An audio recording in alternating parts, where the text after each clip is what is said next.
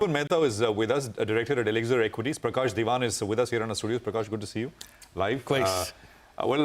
Gentlemen, thanks very much, both of you, for joining in. Dipan, if I can start by asking you, so one or two sectors or stocks specifically that you have on your watch list, if you have one, with the budget a few hours away. Yeah, Prashant, good morning and thank you for having me on your show. I think it's going to be all about agriculture. So broadly, agrochemical companies, fertilizer companies, and special situations like, say, like Shakti pumps, which is totally focused on pumps which go into agriculture. These are the kind of sectors that we would like to be overweight on. The monsoon has been good, and I think further impetus to rural and agriculture will mean that these companies, I think, should have exceptionally good quarters next 2-3 quarters or so, and valuations are still reasonable. So something like a Coromandel International, which is India's largest fertilizer company with a lot of backward integration, is something which should be on your watch list. I thought Shakti Pump's numbers were exceptionally good order book position over there, and increased spending on rural sector and government schemes for pumps should benefit that company. Agrochemical companies also should do exceptionally well. I think PI Industries did well yesterday. And there's Dhanuka pesticide, which is also a favorite of ours. So I think that's where we like to be overweight on when we go into this budget. Okay, that's Dipan, I just wanted to point out that actually yesterday in the economic survey and in our interview, the CEA said the monsoon has been subpar. Yeah. That's one of the reasons why he is moderating the GDP forecast to 6.5 to 7. And that may also give them an incentive to boost rural consumption in some way, right? Yeah. So I wanted to take that question to Prakash Diwan here in our studio. Prakash, thanks for joining in. So many sectors to look forward to. There's green energy, there is defense, outlay for defense expected to go up. Then there is a rural consumption play. What would your pick of the pack be? Good morning, Surya. So lovely to be here. It's very simple. There's so much that's already happened that on an incremental basis, if the budget really doesn't announce anything which is very distinctly higher, in fact, stocks would react downwards. So defense, railway, power, you are fairly vulnerable. It's areas which have not been spent upon is what you need to look at. And as you rightly said, rural consumption is something which also reflects in the FMCG valuations. Look where... That's the only place where there is value. Exactly. And if the Nifty were to be supported by anything, banks are not doing their bit. IT is kind of sputtering. It's not been able to do that wholeheartedly. Cap goods, there's not much of weightage. So where do you see the leadership come from? And that's going to be FMCG. So that's one pocket. The other area, I think, Prime Minister Modi's been talking about, the development of the common man. And from that perspective, you look at sanitation, water. These are huge opportunities. There is capex, there is infrastructure, but it's a different sector in which it's applied. So I would look at a lot of the, and incidentally in the last 2 years, there's so much that's happened in terms of listing of new businesses in that space. So there's opportunity. Of course, there's small companies, so you don't have giants. And the third space that I would look at is something like cement. Housing is a great area to focus on. Real estate is, by the way, the best performing sector from the last budget to this budget. But has cement done its bit? The answer is not really. So you'll probably look somewhere. Okay, cement and FMCG. You know what about FMCG? I remember the TVS Somanathan, the finance secretary, chiding me when after the last budget, the interim budget, I said, why are you being austere a bit too early? Yeah. Because consumption has not picked up. He chided me saying, it's not my job if FMCG companies want to make more money. But anyway, you heard all this conversation. What's your sense? I mean, I take your point about Shakti pumps and all, inherently excellent numbers and you want to pick. But what outside agriculture would you pick? No, I think, we are a bit cautious on the market. So defensive sectors like IT, pharma, I think that's one should be overweight on.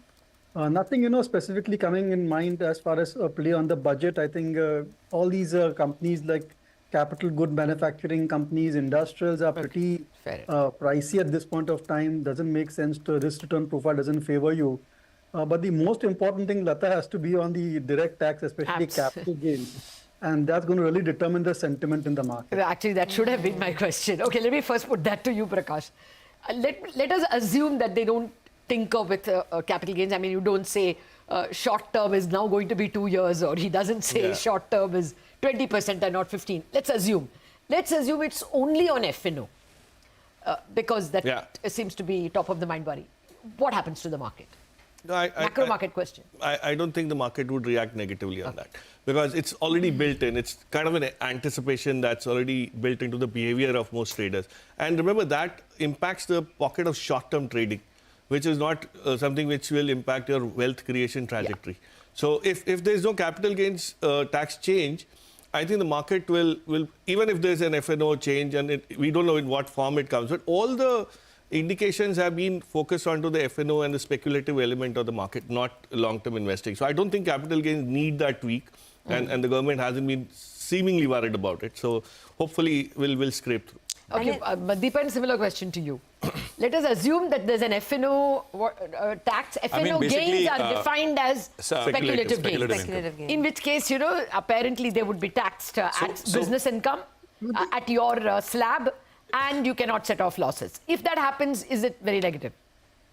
See, Lata, I don't think that FNO taxation is going to impact the sentiment. 9 out of 10 traders are anyway making a loss. So whether you tax it as business income or speculative will not make a difference. But long-term capital gains and short-term capital gains, any tinkering over there, anything to make it similar to what is there in debt mutual funds or in real estate, that certainly is going to impact the sentiment. There's clearly a lot of incentive to invest in equities because of just 10% long-term capital gains, 1 year holding period, and then short-term is 15%.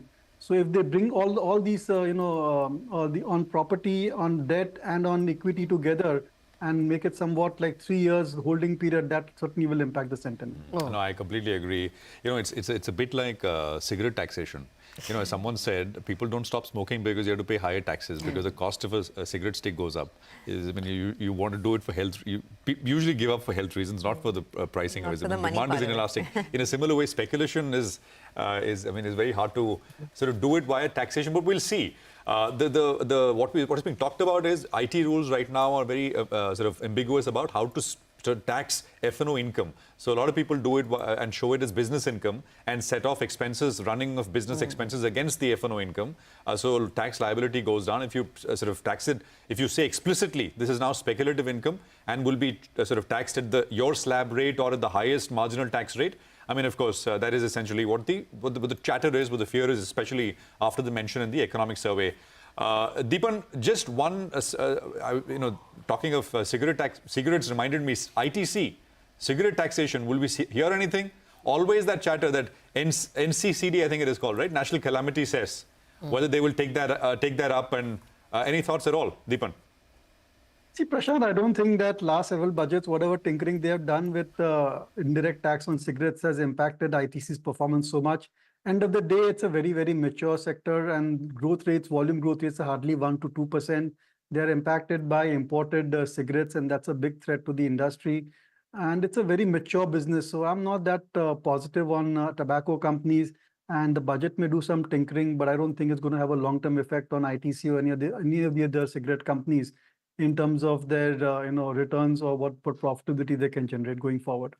Okay, well, let's see. We still have about 10 minutes before the pre-opening rates kick in. So we'll thank both Dipan and Prakash for joining in and telling us what to expect in this budget.